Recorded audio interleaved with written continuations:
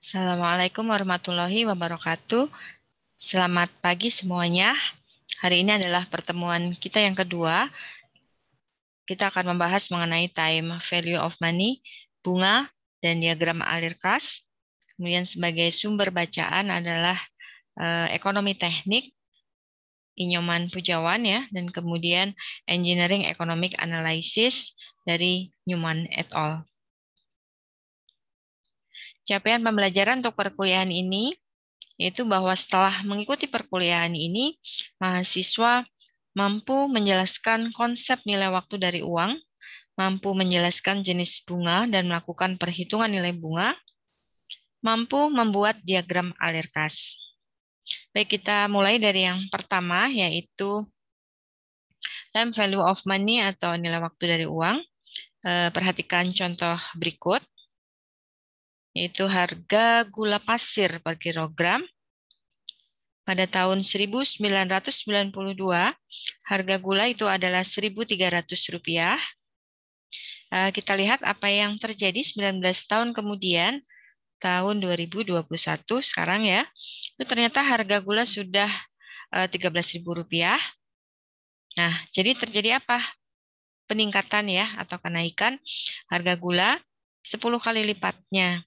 Nah, hal ini menunjukkan bahwa daya beli uang itu senantiasa menurun seiring dengan berjalannya waktu. Nah, salah satu faktor yang menyebabkan penurunan misalnya adalah inflasi. Nah, contoh berikutnya yaitu bila setahun lalu kita menginvestasikan sebesar 1 juta, nah mungkin saat ini sudah berubah menjadi Rp1.100.000. Nah, mengapa terjadi penambahan Rp100.000 tersebut? Nah, kemungkinan besar Rp100.000 itu adalah merupakan bunga dalam setahun, yaitu sebesar 10% per tahun. Jadi nilai Rp1.100.000 saat ini itu sebetulnya adalah sama dengan nilai 1 juta setahun yang lalu. Nah, ini yang disebut sebagai ekuivalensi atau kesamaan finansial. Dalam perhitungan ekonomi teknik, itu kita akan banyak bertemu dengan ekuivalensi ini. Oke, nah kemudian saya mengajukan pertanyaan sebagai berikut. Mendapat uang saat ini sebesar Rp1.000.000 atau Rp1.000.000 di tahun depan. Nah, kalian akan memilih yang mana? Ya, saya kira dengan mantap kalian akan memilih mendapat uang sebesar Rp1.000.000 saat ini. Karena kemungkinan besar tahun depan nilai uang tersebut sudah mengalami penurunan. Oke, sekarang kita bahas mengenai ekuivalensi. Tadi sudah saya sebutkan bahwa ekuivalensi adalah kesamaan nilai finansial. Nah, bagaimana cara melakukan ekuivalensi nilai uang? Di sini kita perlu mengetahui 3 hal, yaitu jumlah yang dipinjam atau yang diinvestasikan, kemudian periode atau waktu peminjaman atau waktu investasi ya. Dan yang ketiga adalah tingkat bunga yang dikenakan. Baik, kita lihat bersama di sini ada istilah tingkat bunga yang dikenakan. Nah, berarti kita harus belajar mengenai bunga. Apa sih bunga itu ya? Kita lihat bersama-sama di sini. Bunga, oke. Ada istilah yang disebut sebagai tingkat bunga, yaitu merupakan rasio dari bunga yang dibayarkan terhadap induk dalam suatu periode waktu dan biasanya dinyatakan dalam persentase dari induk. Ini adalah persamaannya. Tingkat bunga sama dengan bunga yang dinyatakan per unit waktu dibagi dengan induk dikalikan dengan 100%. Untuk bunga itu ada 2 macam, yaitu bunga sederhana dan bunga majemuk. Kita pahami bersama-sama kedua jenis bunga tersebut. Yang pertama adalah bunga sederhana, yaitu tingkat bunga yang hanya dihitung dari induk tanpa memperhitungkan bunga yang telah diakumulasikan pada periode sebelumnya. Ya. Rumusnya adalah sebagai berikut, yaitu I sama dengan P kali I kali N. I adalah bunga yang terjadi, P adalah induk yang dipinjam atau diinvestasikan, I adalah tingkat bunga per periode, dan N adalah jumlah periode yang diberikan. Jadi di sini kita punya satu rumus baru, yaitu I kali P kali I kali N ya. Oke, kemudian ada soal sebagai berikut. Seorang ibu meminjam uang sebesar Rp100.000 di koperasi simpan pinjam dengan bunga sederhana sebesar 10% per tahun selama 4 tahun dan dibayar sekali pada akhir tahun keempat. Berapa besarnya hutang yang harus dibayar ibu tersebut? Baik, kita lihat bersama-sama di sini. Jadi di sini ada Rp100.000. Ini adalah P, ya. Kemudian jenis bunga yang berlaku adalah bunga sederhana, ya. Besarnya adalah 10%, ini adalah I. Kemudian periodenya 4 tahun, ya. Ini adalah N. Nah, kita lakukan perhitungan. Ini berapa yang harus dibayar ibu tersebut. Yang harus dibayar itu adalah induk sebesar Rp100.000 dan bunga selama 4 tahun. Kita hitung bunganya. Tadi rumusnya adalah I sama dengan P kali I kalikan N. Jadi sama dengan 100.000 kali 10% dikalikan 4. Nilainya atau hasilnya adalah 40.000. Jadi yang harus dibayar ibu tersebut pada akhir tahun keempat Rp140.000. Kita lihat bersama-sama pada tabel berikut ilustrasinya.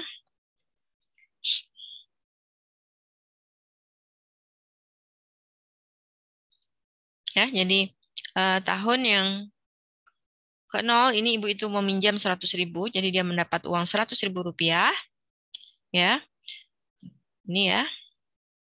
Nah, kemudian tahun ke-1 dia mendapat bunga 10.000, ya. Nah, di sini jumlah bunga untuk setiap tahun itu adalah tetap, yaitu sebesar 10.000 atau 10% dari induk, ya. Nah, kalau dijumlah semua, maka pada akhir tahun yang keempat, maka yang harus dibayar ibu tersebut adalah sebesar Rp140.000. Oke, ini untuk bunga sederhana. Nah, bagaimana dengan bunga majemuk?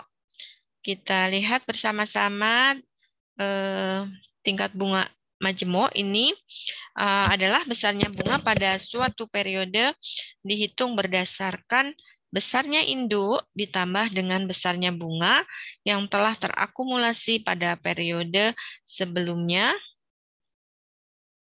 Ya, jadi di sini ada perbedaan dengan bunga sederhana tadi, yaitu di sini ada penambahan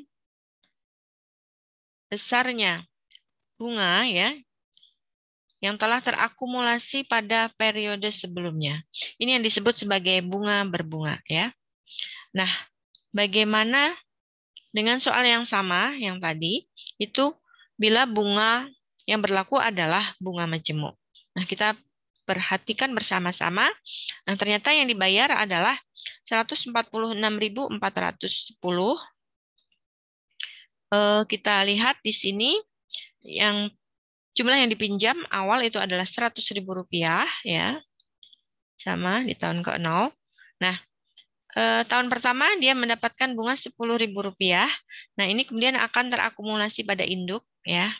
Jadi induknya berubah menjadi Rp110.000. Nah, di tahun kedua, maka bunganya itu adalah bunga dari induk di tahun yang pertama ini, ya. Jadi di sini, kemudian ini bunganya bertambah sehingga menjadi induknya berubah lagi menjadi Rp121.000. Nah, di tahun ketiga, bunga yang terjadi adalah sebesar Rp12.100. Dan bunga ini kemudian akan terakumulasi pada induk di akhir tahun ketiga. Dan kemudian bunga di tahun keempat itu menjadi Rp13.310. Sehingga yang harus dibayarkan pada akhir tahun keempat adalah Rp146.410.000. Ya. Jadi Hal ini menunjukkan bahwa jenis bunga yang berbeda itu akan menyebabkan perbedaan jumlah yang harus dibayar pada akhir tahun yang keempat. Dan dengan menggunakan bunga majemuk, jumlah yang harus dibayarkan itu ternyata lebih besar ya. Karena ada penambahan atau ada akumulasi bunga pada induk di tahun berikutnya. Oke, sekarang aliran kas. Aliran kas itu terjadi apabila ada perpindahan uang tunai atau yang sejenis dari satu pihak ke pihak yang lain. Bila suatu pihak itu menerima uang tunai atau sejenisnya, maka akan terjadi aliran kas masuk atau positif ya. Nah, bila mengeluarkan uang tunai atau sejenisnya, maka akan terjadi aliran kas keluar atau negatif. Nah, bagaimana bila terjadi penerimaan dan pengeluaran, maka akan terdapat aliran kas neto, yaitu penerimaan dikurangi dengan pengeluaran. Oke, nah, kemudian kita bahas mengenai diagram alir kas, ya, yaitu merupakan ilustrasi grafis dari transaksi-transaksi ekonomi yang dilukiskan pada garis skala waktu. Ada dua segmen, yaitu garis horizontal, menunjukkan skala waktu atau N ya. Kemudian garis vertikal menunjukkan aliran kas. Nah, periode atau waktu atau N itu dapat berupa tahun ya, bulan, minggu, atau hari tergantung pada relevansi permasalahan. Dan titik nol adalah merupakan saat ini atau awal periode yang ke-1. Oke, jadi di sini saya ulang, ada beberapa hal yang harus diingat, yaitu untuk diagram alir kas, itu ada dua segmen, yaitu garis horizontal, ya, menunjukkan skala waktu atau N, ya. Kemudian yang kedua adalah garis vertikal, ini menunjukkan diagram aliran kas, ya. Nah, bagaimana cara membuat diagram alir kas? Perhatikan sebagai berikut. Jadi yang pertama adalah kita buat garis horizontal. Nah, di sini nanti akan menunjukkan skala waktu. Jadi di sini kita tuliskan N-nya. Misalnya di sini 0, 1, 2, ya, 3, 4, 5, 6, 7. 7 periode. Kemudian berikutnya kita buat diagram alir kas. Ini ke bawah ya. Jadi kalau ke bawah itu menunjukkan pengeluaran atau negatif.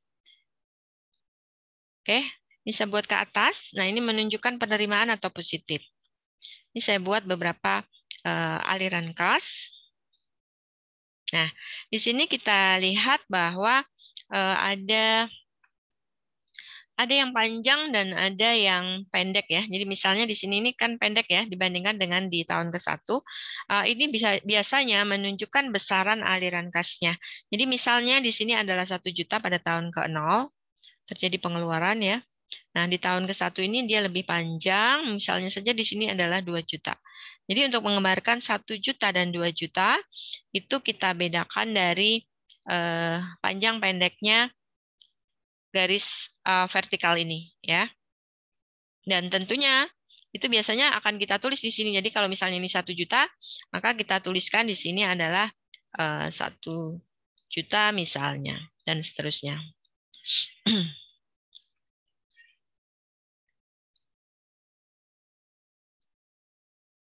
Nah, penerimaan atau pengeluaran itu dianggap terjadi pada akhir periode.